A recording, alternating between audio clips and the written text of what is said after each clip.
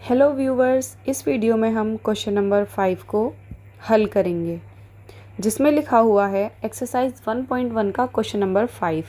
निम्नलिखित प्रत्येक में गुणन के अंतर्गत उपयोग किए गए गुणधर्म और गुण का नाम लिखिए। गुण का नाम भी हमें पता होना ज़रूरी है। इसमें हमें क्या करना है, हम पहले क्वेश्चन नंबर 1 लिखते हैं जहाँ पे हमें दिया हुआ है -4/5 multiply by 1 is equal to 1 multiply by -4/5 is equal to -4/5। हम यहाँ पर क्या करते हैं, इस वाली टर्म को, इस वाले पद को हम a मान लेते हैं और मल्टीप्लाई यहाँ पर 1 का 1 ही लिखते हैं। फिर इसको भी 1 का 1 ही लिखते हैं और इसको भी हम क्या मान लेते हैं, -4/5 को अभी तो हमने a माना था ना, a मान लेते हैं और फिर इसको भी हम a का a ही लिख देते हैं। मतलब जहाँ पर भी -4/5 है उसको हम क्या लिख देते हैं, a लिख देते हैं। तो हम यहाँ पर क्या देखते हैं कि a को हम 1 से मल्टीप्लाई करें चाहे 1 को हम a से मल्टीप्लाई करें, आंसर हमारा a ही आएगा। मतलब किसी भी पद को अगर हम एक से मल्टीप्लाई करेंगे तो आंसर एज इट इज़ वही का वही आएगा। इस वाले गुण को क्या कहते हैं, इसको कहते हैं गुणात्मक तत्समक। ये हमें जो चैप्टर का इंट्रोडक्शन है, जब आप फर्स्ट चैप्टर पीछे के जो 4-5 पेज होते हैं स्टार्टिंग के वो पढ़ेंगे तो वहाँ पे इसके बारे में लिखा हुआ है। ठीक है, इसके बाद हम आते हैं क्वेश्चन नंबर 2 पर।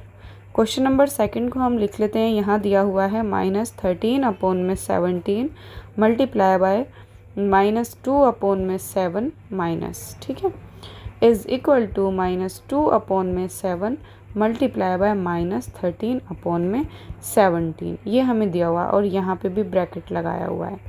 तो यहाँ पे हमें क्या करना है, इसको हम a मान लेते हैं मान लो, और इसको b मान लेते हैं। तो ये हो जाएगा a multiply by b is equal to, अब जो b था वो यहाँ पर पहले आ गया तो यहाँ हम b लिखेंगे मल्टीप्लाई, और जिसे हमने a माना था वो ये रहा।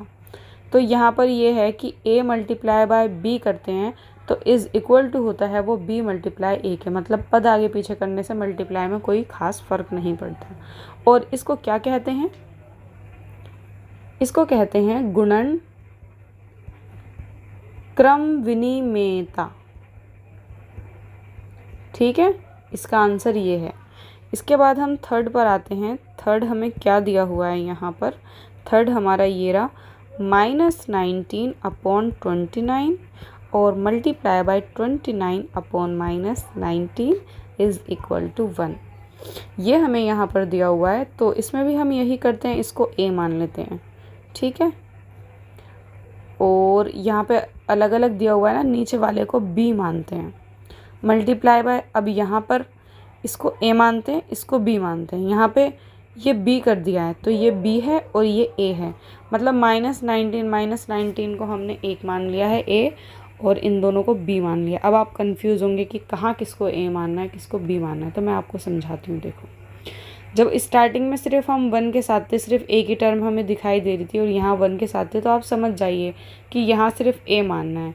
यहाँ पे हमें 2 सेम दिए हुए थे अलग अलग, तो यहाँ पर a और b मानना है। और जब हमें ऐसे इज़ इक्वल टू 1 करके दिया हुआ होगा और यहाँ 4 दिए हुए हैं ये ऊपर नीचे इस तरीके से, तो a और b ऊपर नीचे मानना है। क्योंकि देखो यहाँ पे भी 29 है, यहाँ पे भी 29, यहाँ पे भी 19, यहाँ पे भी 19। तो इसमें क्या होता है, a से a कट जाता है, b से b कट जाता है, और कट पिट के क्या आता है, सिर्फ 1 आता है। क्योंकि यहाँ से भी 1 बचता है, यहाँ से भी 1, यहाँ से भी 1, यहाँ से भी 1, तो उसका मतलब 1 होता है। तो इसको हम क्या कहते हैं, इसको हम कहते हैं गुणात्मक प्रतिलोम। और आपका क्वेश्चन नंबर 5 कंप्लीट हो चुका है। मिलते हैं नेक्स्ट वीडियो में। Bye guys.